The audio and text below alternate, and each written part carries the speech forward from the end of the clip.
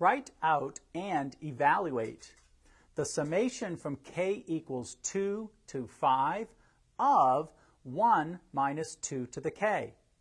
So we begin this process by substituting in 2 for k. So this would be 1 minus 2 squared plus, now we substitute in 3, 1 minus 2 cubed plus, now we substitute in 4, 1 minus 2 to the 4th plus 1 minus 2 to the 5.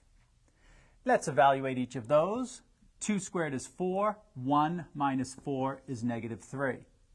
Then we have plus, 2 cubed is 8, 1 minus 8 is negative 7.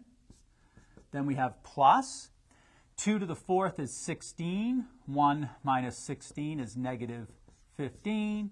And then we have plus, 2 to the 5th is 32, 1 minus 32 is negative 31.